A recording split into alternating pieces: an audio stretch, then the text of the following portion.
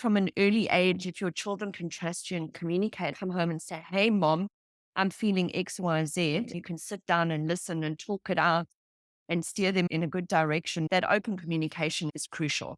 Bullying is such an intense topic and so different for every parent and different for every child.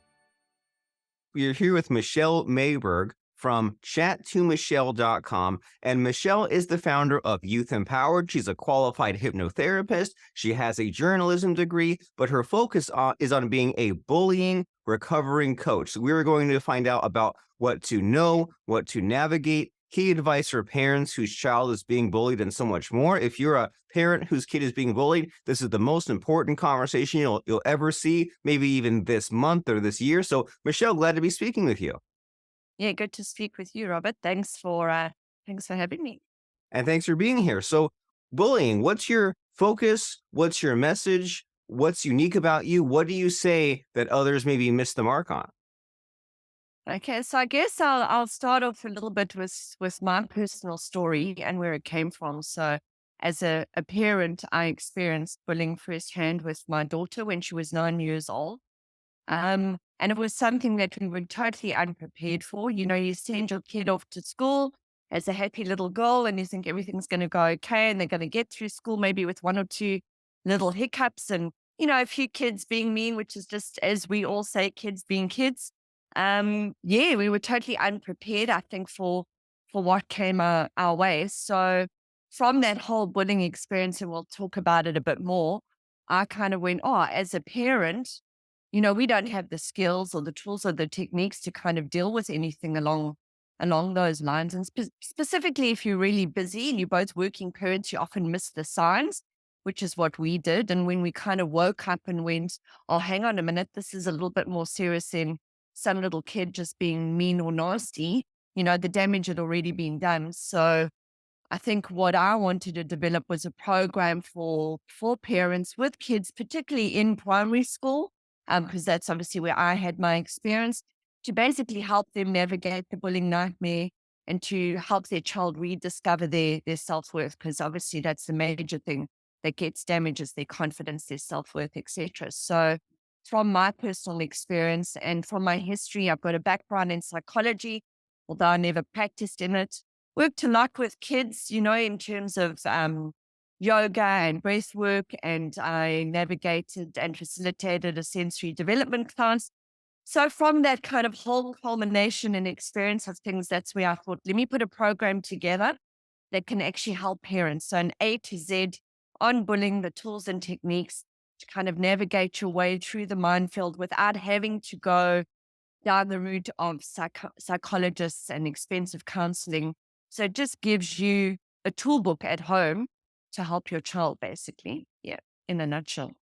Wonderful. And it seems like this is the sort of thing that is really needed, especially where you said that there's a difference between a kid just being mean and actively bullying. And I think when you say that, I think, okay, well, what does bullying look like? Because you figure that, maybe a kid goes for like the name calling, or like multiple kids kind of like team up against one, or there's like continued harassment. But what's the difference between just kids being kids and maybe being mean sporadically versus what bullying looks like?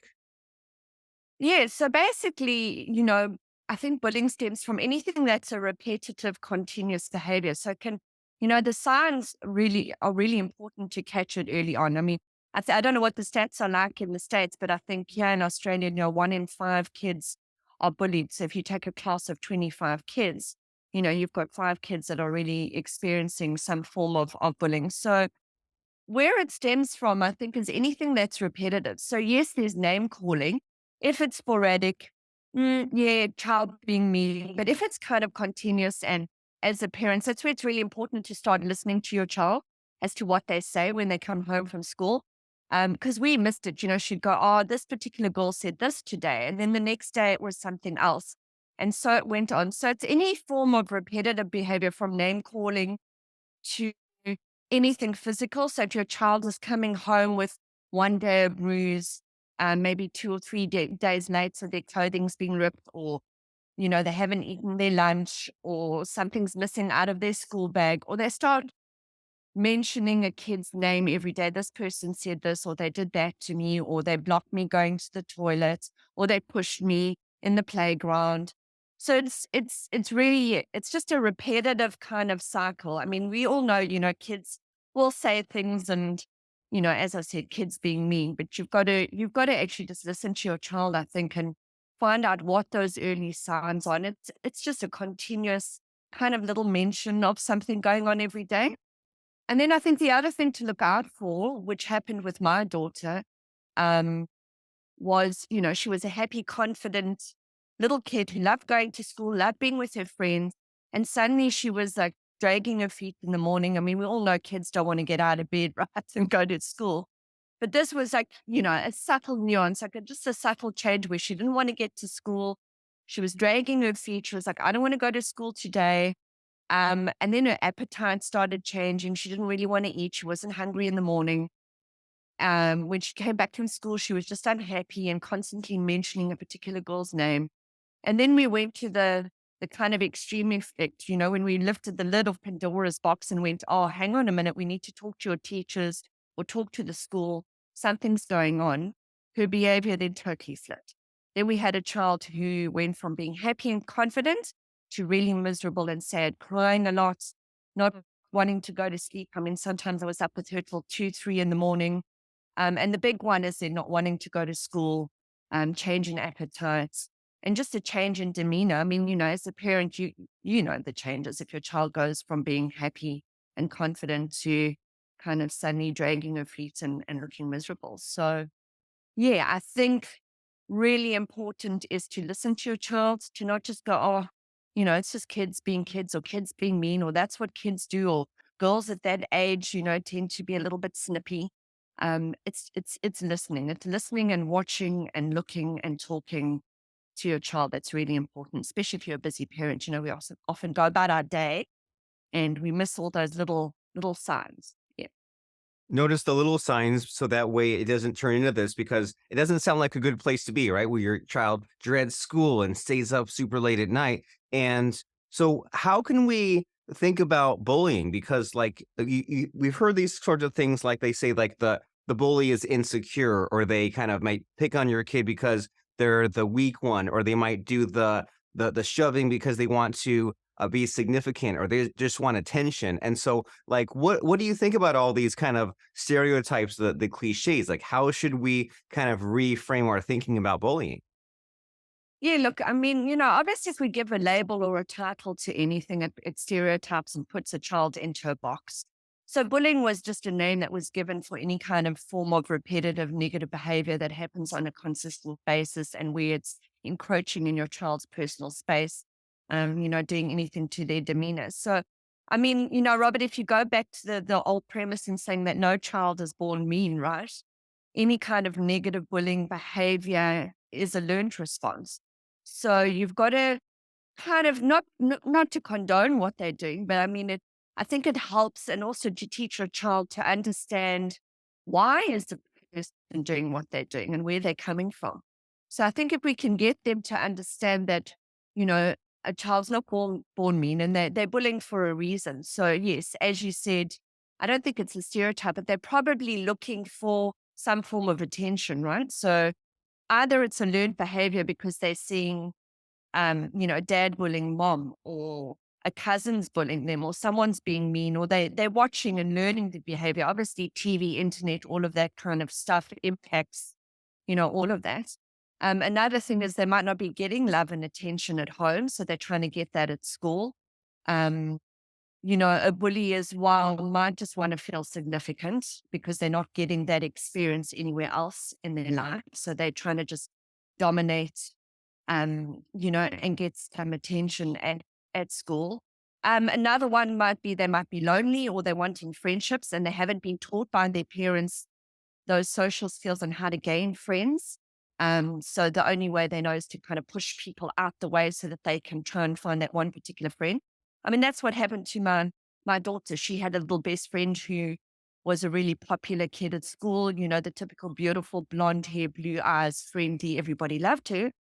Um, and this particular girl found it really difficult to make friends. And she decided she wanted to be friends with my daughter's friend. And that's where the drama started. So she kind of just honed in and pushed my daughter out the way and got nasty because she was after a particular friendship. So she was probably not taught or didn't witness those social skills growing up as to how to be friends, so that you can have more than one friend, you can be in a group of friends.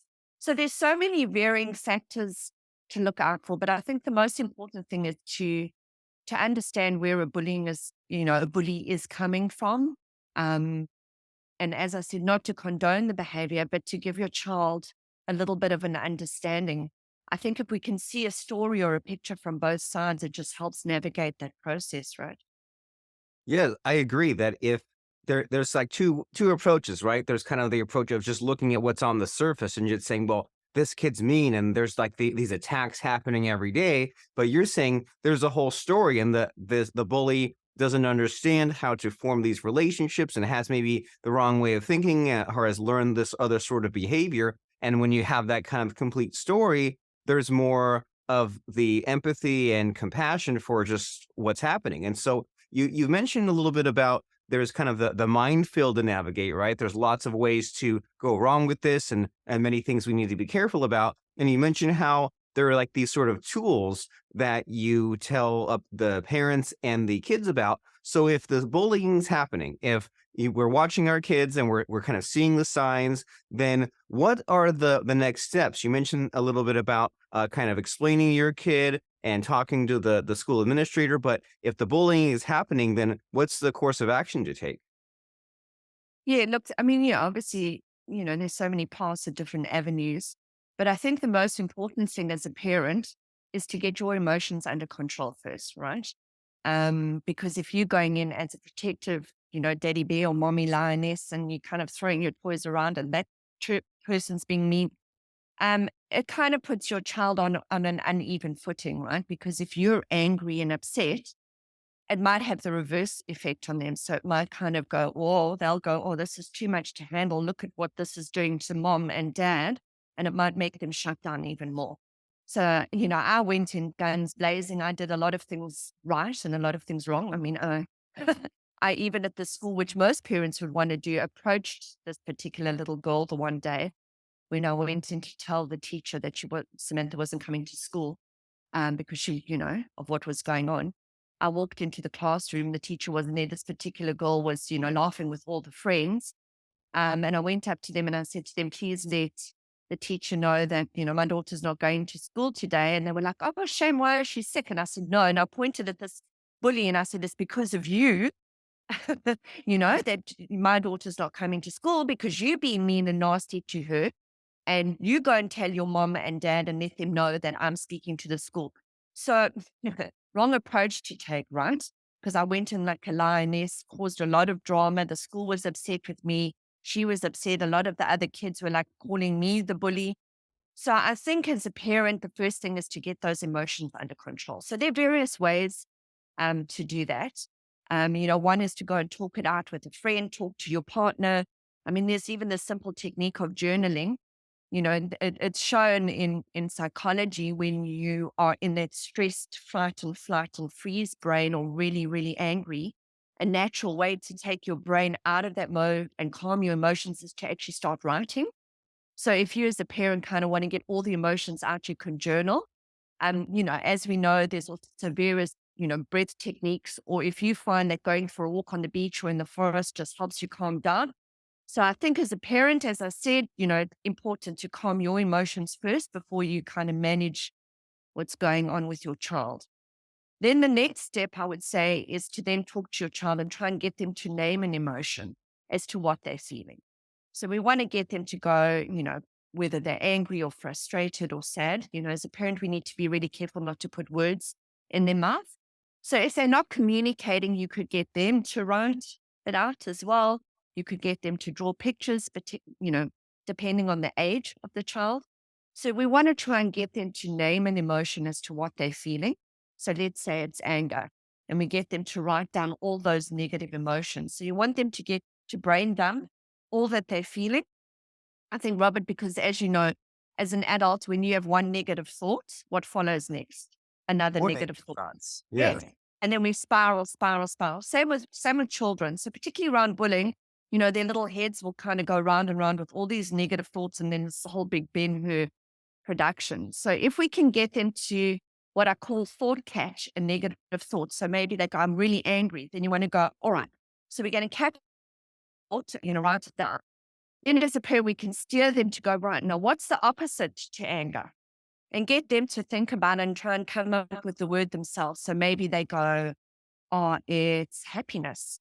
Then you say to them, okay, what are the things that make you happy? And they'll go, oh, it's playing with the dog, eating ice cream, going for a walk.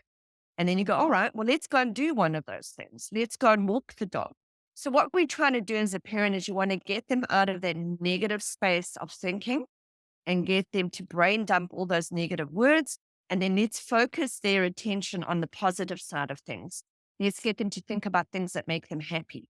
So we're starting to help them train their brain that when something really bad and negative happens, okay, I can feel that feeling. I can name the feeling. It's real, but then let's see what the opposite is and how I can make myself happy.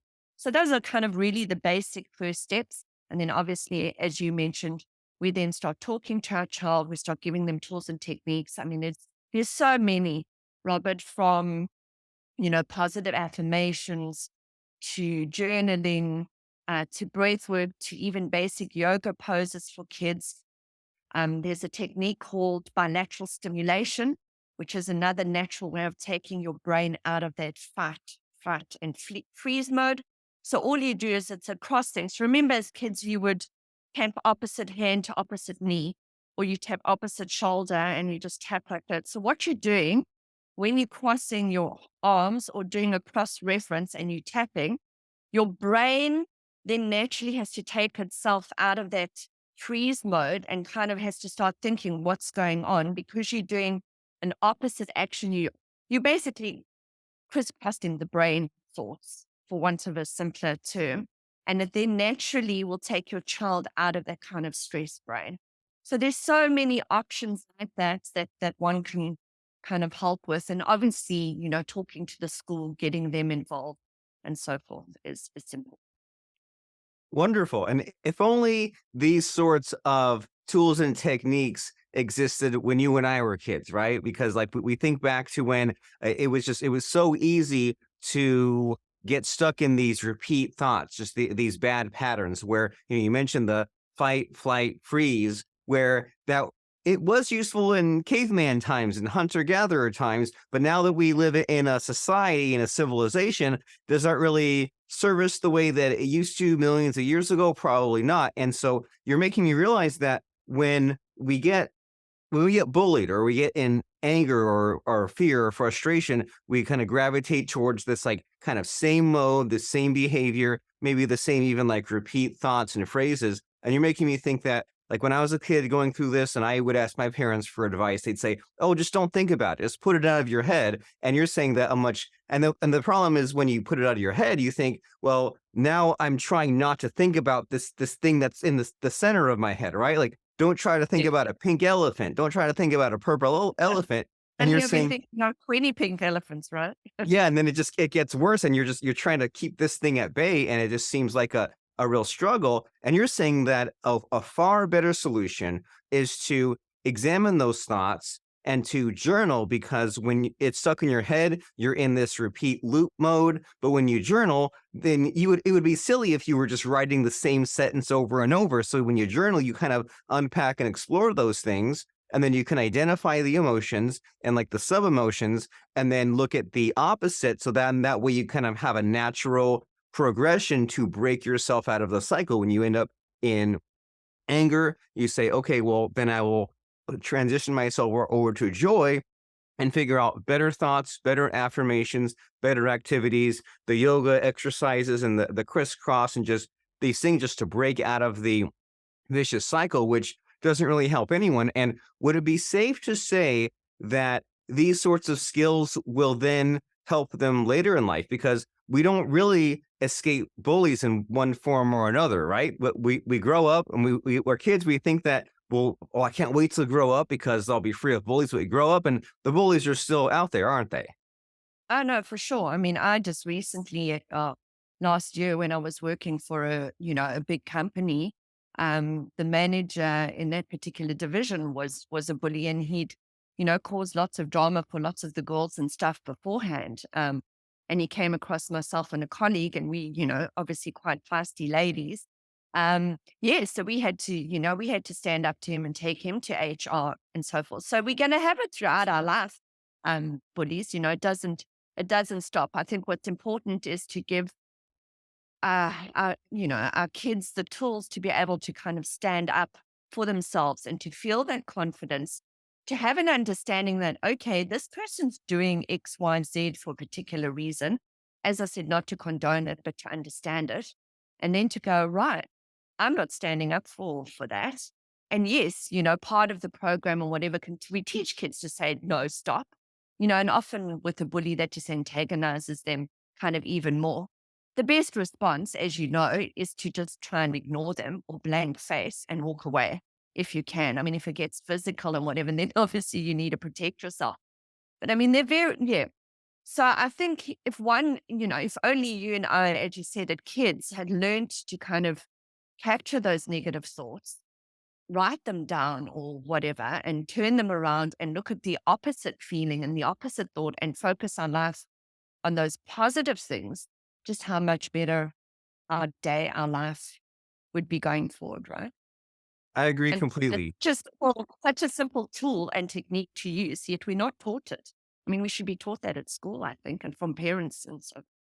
But now, in a way, we are taught it thanks to you and the parents learning from you and the parents passing that on. So you're saying find a way to make the bully irrelevant and to not reward the bully for that behavior. And then also that it's not, maybe not 100%, but maybe 80% of our problems can be solved from within. It's not a complete solution, but if we ourselves are unsatisfied, unhappy, or angry, or letting others affect us, then the solution, or most of the solution, is to get our own insides in order and to use some of these techniques. And so this is wonderful to think about, an important subject to discuss. And in our final minutes here, do you think there's anything that's really important in our conversation that we want to work in here? Do you have any thoughts about, after speaking with the school administrator, if it's not working, what to do? Or is there something that should be done like long term, or just what's some really crucial information that we have not yet discussed about bullying? Yeah, I think it's obviously just keep a close watch on your child and look out for those early signs. I mean, if you can capture it early, that's half the problem resolved. If you get the school involved and they're not doing anything, then there are bigger choices. I mean, it's more important to look at your child and kind of go, right. We made the decision to move schools, and for us, it was the best outcome. Just because we lived in a small town and it just got too intense living in that area. So we actually did move schools. We did put them through counseling, which is an option, but I found that helped. But then I still didn't have the tools and techniques to kind of handle things in between when things would go wrong. And obviously, a counselor doesn't share everything with you. Um, so I think it's really important to teach our children to communicate with themselves, to communicate with you as a parent, and to have that trust in you. And they need to know that you've got their back. So no matter what they say, you're not going to flip out and freak out and create a big drama. It's that communication. So I think from an early age, if your children can trust you and communicate and come home and say, "Hey, mom, I'm feeling X, Y, Z," and you can sit down and listen and talk it out and steer them in a good direction. That open communication is crucial. Um, and I think going forward, yeah, bullying is such an intense topic and so different for every parent and different for every child. There are so many different tools and techniques out there. That's why I put the program together, which is like an A to Z. So what's going to work for you in terms of journaling might not work for another child. They might not like writing at all. Some kid might respond to a really good kind of calming breath work, whereas another child, because they're too tense, might not even go there. So they might need to try the bilateral stimulation or, do a bit of gratitude thinking and so forth. So yeah, I think it's going forward is navigating and just keeping a close watch and just trying different tools and different techniques and different things to help your child.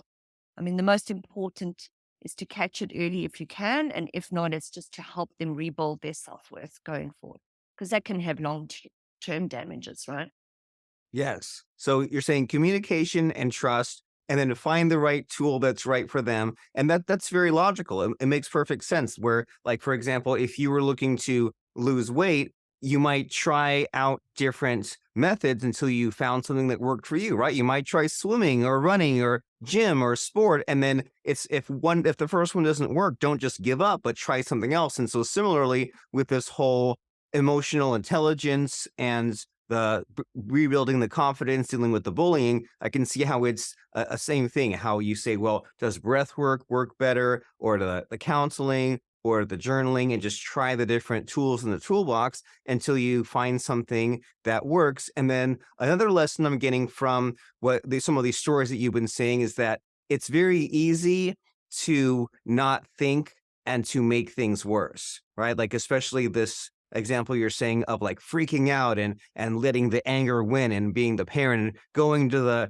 the school and maybe even embarrassing your kid in the process, and maybe even encouraging the bully, and then making the people running the school think that you're crazy. It's very easy to sabotage and destroy the situation, and the solution is to be calm and to have that support system to speak with your problem with others, and then just think things through and be a little more careful and strategic about the action that you take, instead of just flipping out because we're looking to resist that fight or flight temptation. And so this is a wonderful conversation we've been having, great topic. And so if someone wants to know more about this program that you're mentioning, then tell us about it. What's in it, and how is it so special, and how do we go and find out more about it? Yeah, thanks, Robert. So, after my bullying process as a parent, there's so much information on the internet. So I thought, well, if you can't afford counseling and it's not working, what do we do as parents? Especially if you're busy, you don't have time to go and research the internet. So I spent the last sort of 3 to 4 years just researching and putting together what I call the bullying recovery empower method. So I took the word empower and I went, well, when a child is bullied, their confidence and their self worth is lowered. So what is the opposite we want them to feel? We want them to be empowered. So I took the word empower, and under each letter, I've created a module. So it's an A, as I said, it's an A to Z on bullying. So it covers everything from what is a definition to, what are those early signs? What are the types of bullying? To then all the different tools and techniques that I've tried, that I've researched. Some of it comes from, example, the counselor that gave my daughter some of the stuff. And I put it together in a module format for parents to follow. So everything and anything that you can think of in terms of bullying or what you can research on the internet is in there. So that's why I've chosen various tools, and I explain all of it. So you'll get an explanation on each thing. We go even into things like gratitude. Go, what's gratitude got to do with bullying? Well, it's teaching our child to be grateful for those good, positive things in their life. And we go into the whole concept of forgiveness. There's even the concept of role playing. I mean, I know a lot of parents would have heard of tapping as a technique. So, it's the frequency tapping on the different meridians, and then you repeat a positive mantra. So all of that is in there. And that can be accessed, for parents on Zoom. So I can run it as a one-on-one personal coaching session if parents prefer that.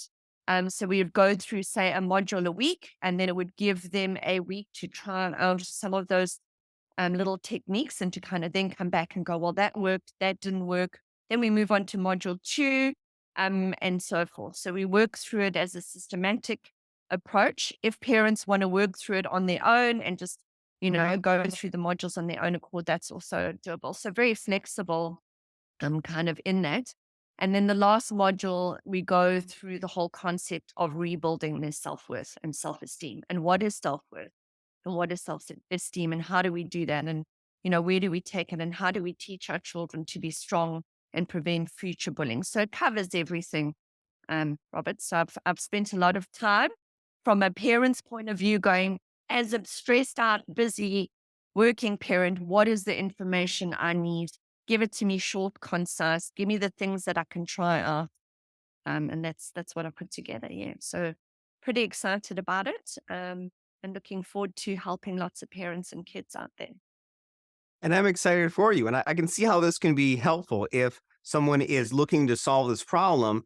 And when, if you just read an article or watch a video, that only gets you so far. And you might not really have a step by step action plan. You might have just like a collection of ideas. And then you also mentioned that, well, your kid might go to a counselor, but then you're not really in as a team with them and they're kind of doing that on their own. And what do you do between sessions? So I can see how this kind of step-by-step program can help with the little activities, with the little exercises, and just get your kid kind of making this consistent progress and not ignoring the problem and solving the problem and just getting to the finish line, which is their confidence restored and having these techniques that can be reused in the future. So that way, when bullying does happen again, it's just like not a big deal, and it's just something that they've seen before, and they can just deal with it again. And so if someone wants to check out this program of yours, where do they go? What's the website? All right. So in the process of developing a website, so we will get that out pretty soon. But if anybody wants to email me, they can email info@youthempowered.com.au. Or alternatively, if they'd like to book a call with me, they can just go chat2michelle.com. So chat to Michelle is Michelle with one L. Yeah. And then as soon as we've got a website and whatever, Robert, we are in the process of developing that. So we will get that up and running as soon as we can. Fantastic. You're on the cutting edge. You're always creating new things. And so we said that email is info@youthempowered.com.au. And then the website to book the Zoom call is chat2michelle.com with one L, as you said, chattomichele.com, chat2michelle.com. And as we're wrapping up this conversation here, Michele, it's always nice and fun to put you on the spot a little bit and ask you about your favorite quote or lesson or moral or just something that has really helped you and can help us. So does anything come to mind as far as a small, quick soundbite, quote, lesson, or moral? Oh, okay. There's so many. I would say focus on today and live each day to the fullest. And the most simplest thing is to try and be happy and just be grateful. I think gratitude is an important thing. I learned a tool, and this is key to teach our kids. And we do it with my kids around the dinner table as we go, right, what is gratitude? And let's name three things we're grateful for today. So grateful for food on the table, grateful for my children, and grateful for the air that we breathe. So yeah, I think if we can focus on gratitude, probably the most powerful lesson in life, right? To be grateful for everything and live for today. Yes. Live like it's your last day. There we go. So, as we are living for today and we are seeing the positive in things and we are being grateful, it is time to go now to chat2michelle.com and book that call and have that conversation and talk about your bullying situation with Michele and figure out what can be done and how Michele can help with her training, with her programs, with her techniques. And we will see you there. So, Chat to Michele is the next place to go as we are thinking about today and being grateful. And thank you very much, Michele, for being here and sharing your story and giving us some great ideas and next steps. I really appreciate you. Yeah, thank you so much. And yeah, let's see if we can, I just want to help one parent and one child a day because, when they're feeling not empowered or not confident and just feeling sad and hurting, I think that's a really sad place to be. So we just want to help those little souls be happy again. And yeah, that's my mission and vision.